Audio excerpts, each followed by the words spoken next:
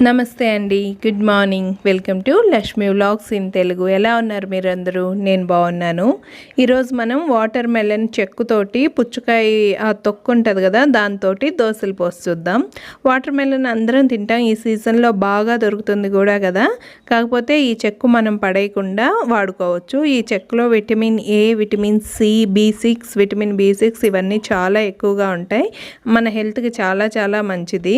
దీంట్లో ఉండే natural sugars, ఈ తొక్కలో ఉండే న్యాచురల్ షుగర్స్ మెయిన్ ప్రెగ్నెంట్ లేడీస్కి చాలా మంచిది.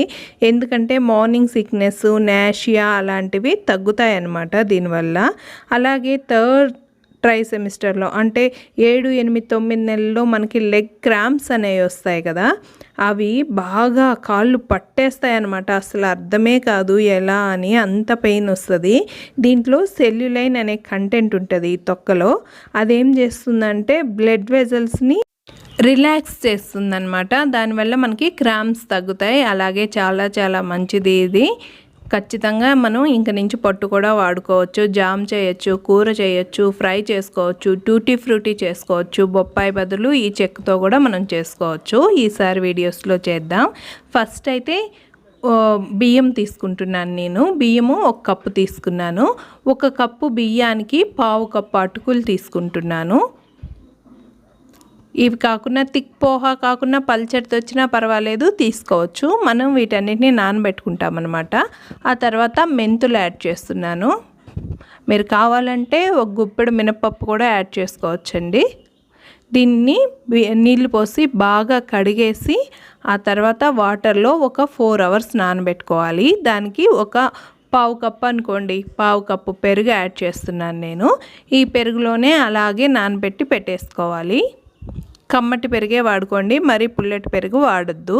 దీంట్లో మనం మిక్సీకి ఇప్పుడు 4 అవర్స్ నానింది. మిక్సీకి వేసుకునేటప్పుడు కొంచెం కొబ్బరి అండ్ ఈ ముక్కలు, చెక్కు ముక్కలు, ఆ రెడ్ది లేకుండా ఒక 1/2 కప్పు తీసుకున్నాను నేను, వైట్వే.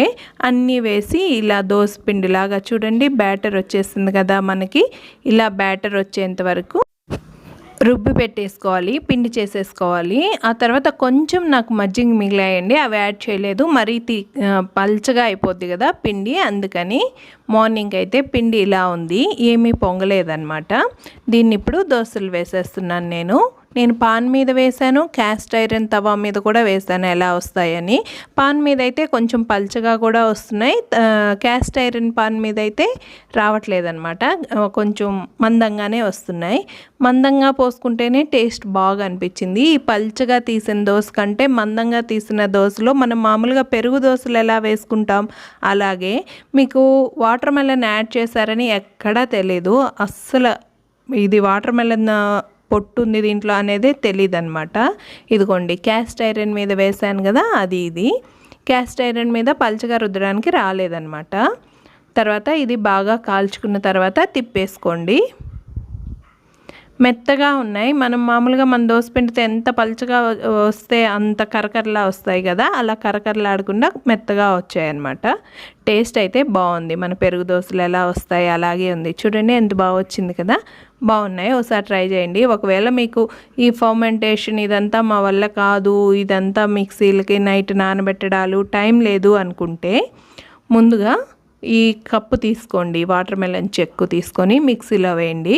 ఆ తర్వాత 1 కప్పు శనగపిండి వేయండి. దానికి 1/2 కప్పు రవ్వ, 1/2 కప్పు బియ్య పిండి వేసి మిక్సీకి వేసేసుకోండి, వాటర్ యాడ్ చేసి. ఇలా మనకి దోసపిండి బ్యాటర్కి సరిపడేలాగా వేసుకునేసి ఒక 10 to 15 మినిట్స్ రుబ్బిన పిండిని అలా పక్కన పట్టేసి ఉప్పు అది కలిపేసి ఆ తర్వాత దోశ పోసుకోండి. అది కూడా ఇలాగే వస్తుంది. కాకపోతే నేను ఫర్మెంట్ చేయడాన్ని ప్రిఫర్ చేస్తాను, ఎందుకంటే మనము పెరుగులో ఇది నానబెట్టుకున్నాం కదా, ఒక 4 అవర్స్ నానబెట్టుకున్నాం, రాత్రంతా పిండి పులిసింది. దీనివల్ల ఏంటంటే మన గట్లో గుడ్ బ్యాక్టీరియా రావడానికి హెల్ప్ఫుల్ అవుతుందన్నమాట ఇలా ఫర్మెంట్ చేసుకున్నవి. అందుకే మన ఇడ్లీలు దోశలు అంతే కదా, రాత్రి పులుసు పెట్టుకొని ఆ తర్వాత మార్నింగ్ తింటాం కదా. కాబట్టి నేను అలా దాన్నే ప్రిఫర్ చేస్తాను. అవి మంచి ప్రోబయాటిక్గా పనిచేసి మన గట్లో గుడ్ బ్యాక్టీరియా అనేది వస్తుంది. గుడ్ బ్యాక్టీరియా ఏంటంటే హ్యూమన్ సబ్స్టాన్స్ బ్రేక్ చేయలేనివి కొన్ని డైజెస్టివ్ సబ్స్టాన్స్ని కూడా ఈ బ్యాక్టీరియా అనేది బ్రేక్ చేసి మనకి చాలా హెల్ప్ అవుతుందన్నమాట. సో నేను ఈ వర్షనే ప్రిఫర్ చేస్తాను. ఇప్పుడు దోశలు అయితే రెడీ అయ్యాయి. కొంచెం లావుగా వేసుకుంటేనే నాకు నచ్చాయండి. మందంగా వేసినవి నచ్చాయి, పల్చగా వేసినవి కూడా బాగున్నాయి, కానీ మందంగా వేసినవి నాకు బాగా అనిపించాయి అన్నమాట. బాగా వచ్చాయి కదా.